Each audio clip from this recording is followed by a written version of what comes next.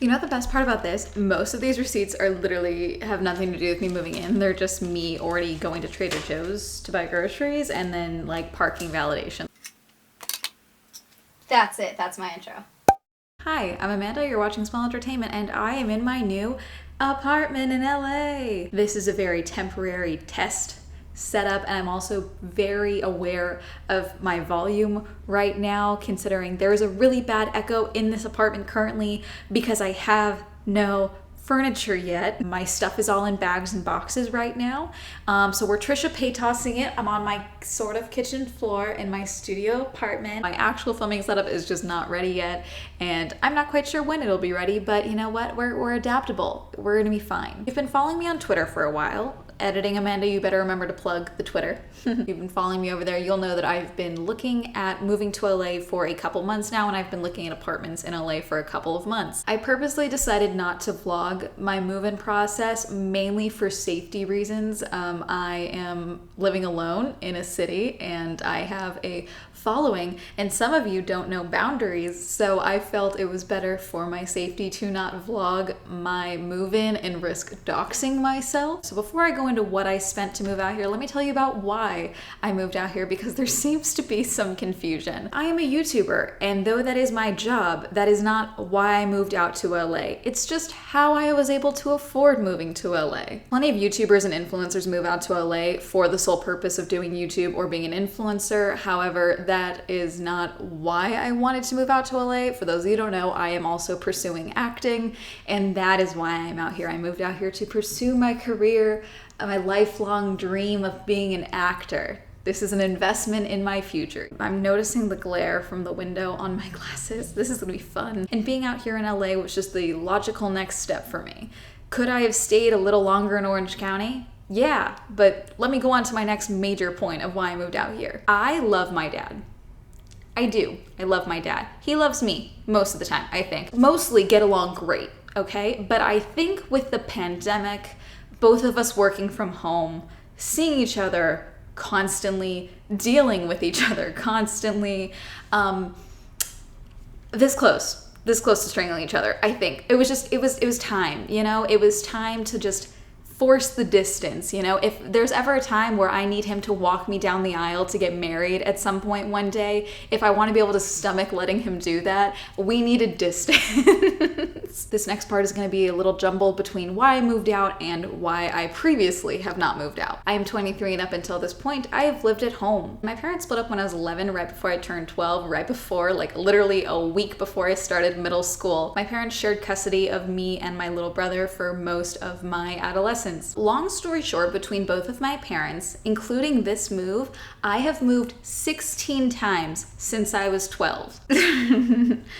Therapy in the future. But about a month before I turned 18, I moved in with my dad full time. If you want to hear more about that, go watch my thank you for 100K video. I go into detail about that whole situation. But my dad made a deal with me and my brother where as long as we got a degree and had a job, we could live at home rent-free after we turned 18. So that's what I did. I ended up going to associate's degrees, and I worked at a retail store, and then I was a barista up until 7 months ago now.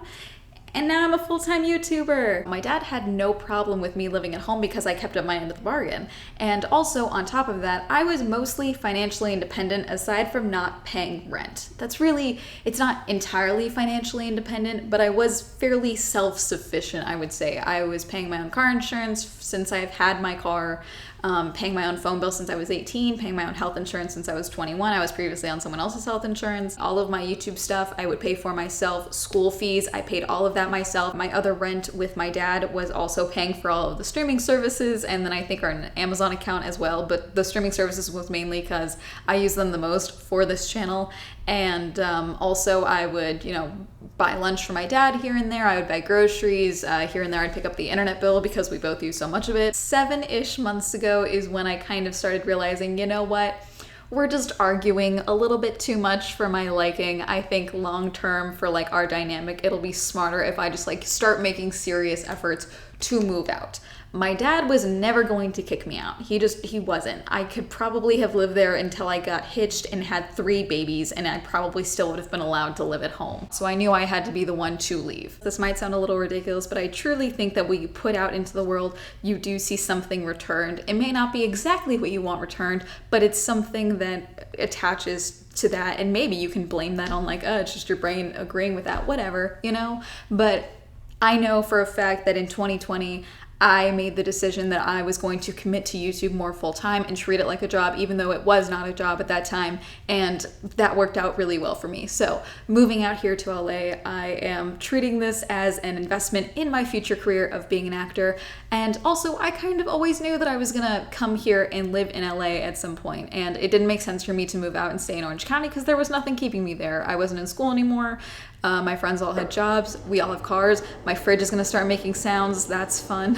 Sometimes I think if you want change, whether it's in your career, in your finances, in your life, in your relationships, you just kind of gotta rip the bandage off or shove yourself over a bridge and hope for the fucking best, you know? I think that's what you gotta do. However, I didn't really do that because it took me 7 months to prepare, really sort of to get to this point. I'm officially talking in circles trying to justify my motives to strangers on the internet. So we're gonna jump ahead.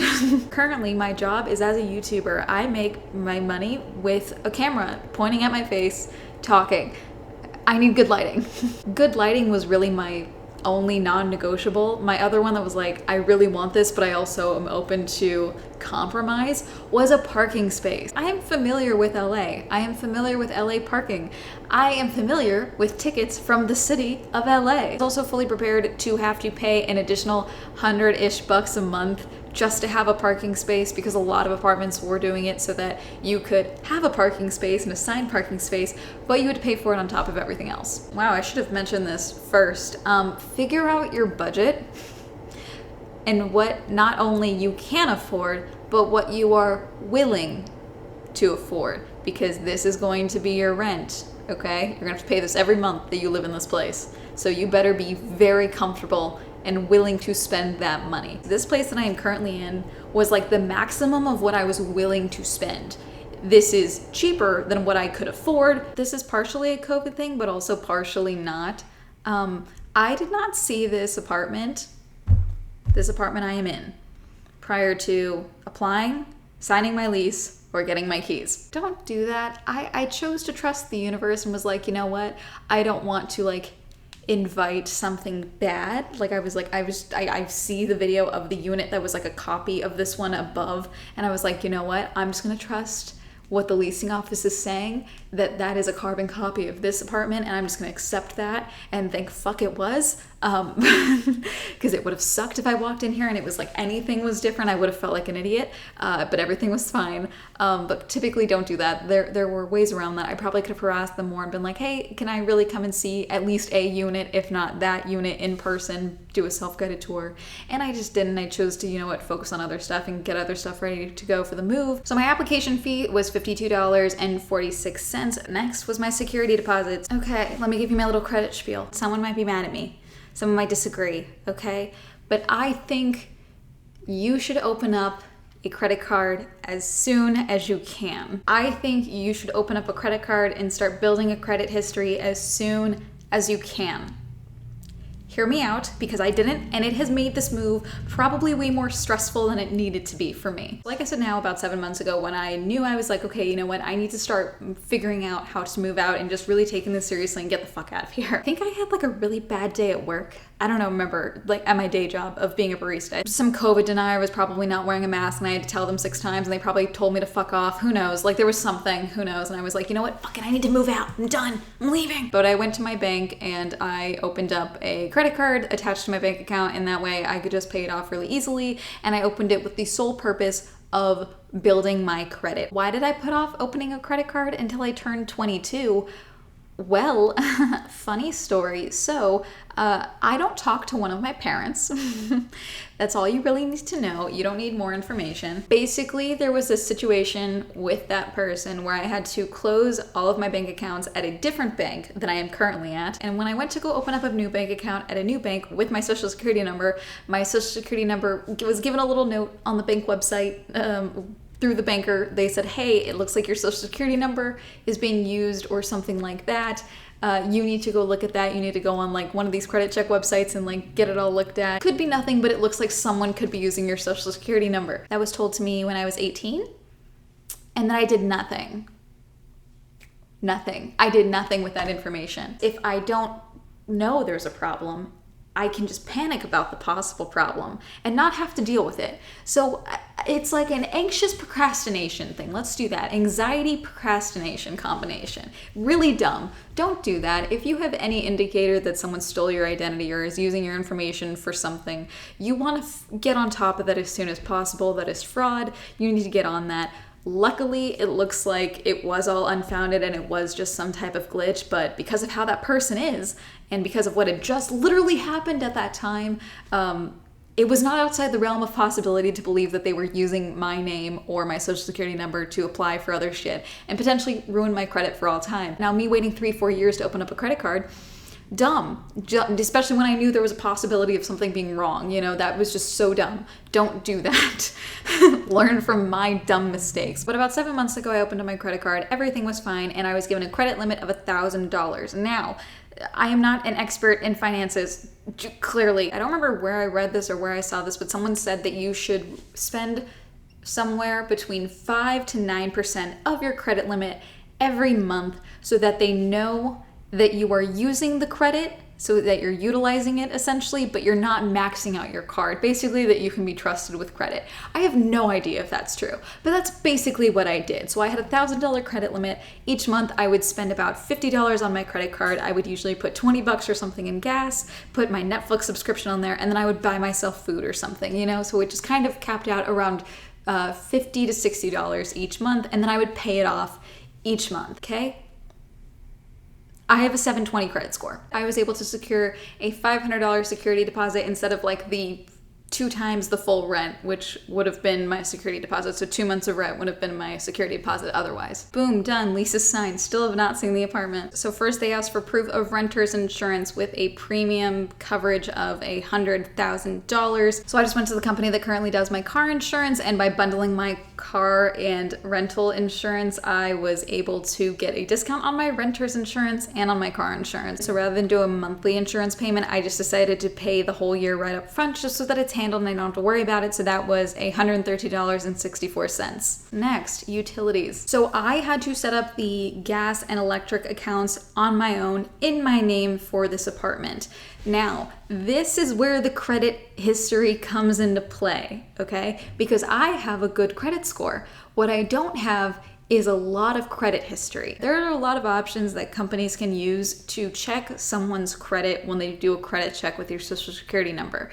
So social security number. I can talk, I swear. At the time of applying for all this, I had about 6 months of credit history. However, my credit score had only been available for like 2 months, okay? And so depending on which means that people use, like which site or whatever service they use to verify someone's credit score, depending on which one you used, I either have a credit score that was great or I don't exist as a person and I have no credit history. So for both gas and electric, I had to prove my identity. For gas, it was fine. They had a way for me to submit 2 forms of ID electronically online.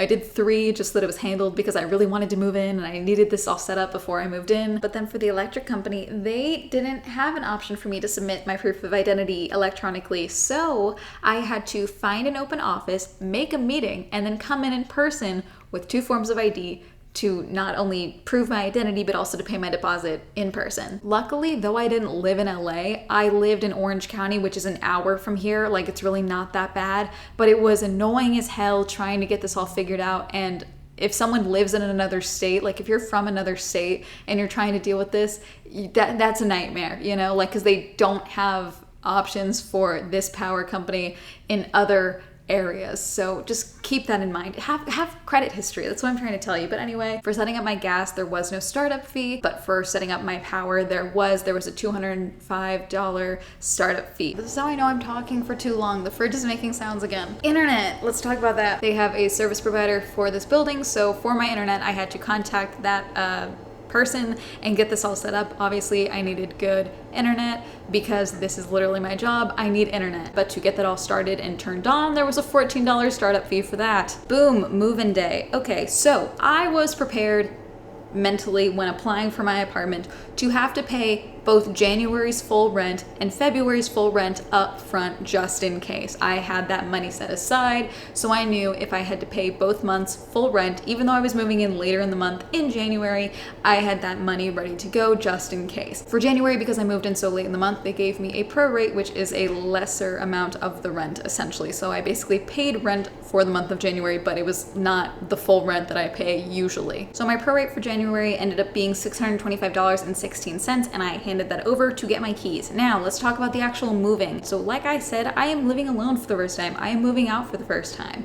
It's not like I am moving from another apartment to this apartment. So I didn't have anything really heavy to move. I just had a lot of little stuff to move. So everything was kind of in bags and boxes and whatever, or like bins. Okay, so I only had two moving people, me and my dad. So my dad was my moving guy and helping me move. So we got a U-Haul. It was just the van. The night before I was moving into here, we rented the van, and then I packed up the van that night, and then obviously we drove it here, and my dad drove it back to Orange County after we were finished moving in. So there was a cost to rent the van itself, and then the mile rate was 79 cents because we returned it with a full tank of gas. The total ended up coming to $116.21 for the moving van. When we first got here, there was a little bit of confusion because though I had reserved the loading dock for the van, it was like totally full when we first got here, and then we weren't sure where to park because though I had parking included in this apartment, I totally skipped over that. Parking is included in this apartment. I don't have to pay for it, which is lovely. There was a bit of confusion, so we ended up just getting like parking tickets for the parking structure nearby, and to pay for my dad's for the van, that was $6, and then later I was like, you know what, I gotta pay mine. Mine was $16, so that was how much we paid for parking. First day in LA, moving me in. So rather than tip my moving guy, I paid for lunch. So for me and my dad to eat at In-N-Out, it was $17.25 because that was the only place that had an open parking space for the van. Okay, so editing Amanda may jump in and correct me because I feel like I'm forgetting a number. So I was wrong in the moment, and power in my building is currently out, so sorry if the audio is a mess right now. I'm dealing with some stuff, but my total for what it cost for me to move to LA was $1,665.72. Should I tell you guys what my rent is?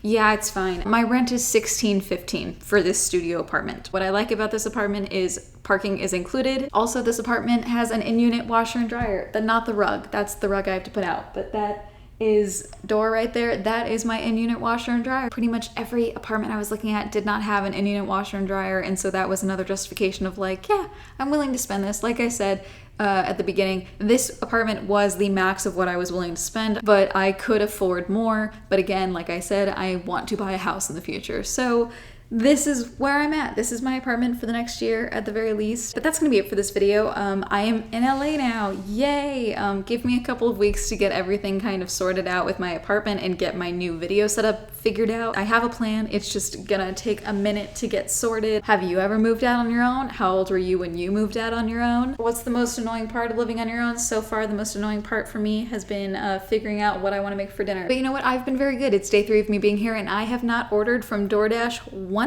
Very proud of myself. That was one of my goals for 2021, was to not get as comfortable using DoorDash as I was in 2020 because, oh my God, it became a problem. It was just way too easy.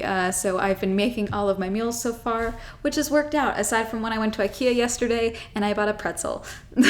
Shout out to my Patreon. Thank you so much for supporting me on Patreon. If you'd also like to support me on Patreon, that'll be listed down below. If you'd like to follow me on my social media, that'll be up here. And that's gonna be it. Have a lovely day. Goodbye.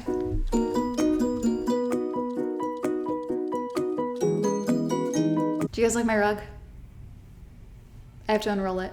I bought it yesterday at IKEA. Thank you, Elaine, Allie, Alan, Elise, Alex, Braden, Cameron, Christopher, Chris, Cody, Colton, Crash PC, Devin, Derwin, Dawn, Elliot, Essen, Evan, Feckless, Hopeless, Hollow, Jacker Ray, Jakers, Joe, John M, Jordan, Joseph, Kenny, Kevin, Kim, Kristen, Lex, Lisa, Louise, Manga, Matt, O, Matthew S, Meme Lord the Red, Michael, Michael J, Nathaniel, Pat, Palak, Rob, Robert Ross, Robbie, Sam, Simon, Stephen, Tasha, Timothy, Tom, Tyrone, Wendy, William, Zender.